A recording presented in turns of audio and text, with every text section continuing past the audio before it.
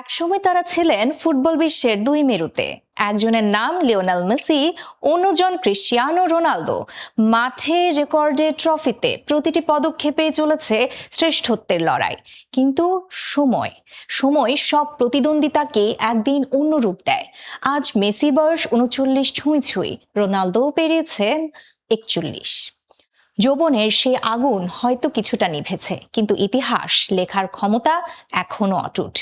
আর সেখানে ঘটেছে অবিশ্বাস্য এক মিল। ২০০৬ বিশ্বকাপে শুরু হয়েছিল দুজনের গোল যাত্রা। মেসির প্রথম গোল সার্বিয়ার বিপক্ষে ১৬ জুন, রোনালদোর প্রথম গোল ইরানের বিপক্ষে ১৭ জুন। আর ২০ বছর ১১ দিন পর মেসির সর্বশেষ গোল অস্ট্রিয়ার বিপক্ষে, রোনালদোর উজবেকিস্তানের জালে।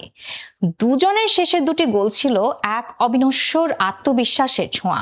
সবচেয়ে বড় কথা, এই দুই মহাতারকার প্রথম ও সর্বশেষ বিশ্বকাপ গোলের ব্যবধান একই, ২০ বছর ১১ দিন।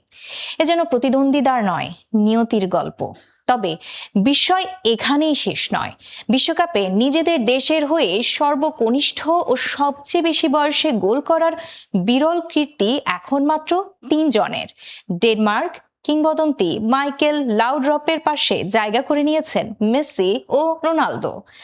যাদের পথ আলাদা ছিল, শেষ পর্যন্ত ইতিহাস তাদের এনে দাঁড় করিয়েছে একই পাতায়। বাংলাদেশ সময়, সবার আগে দেশ।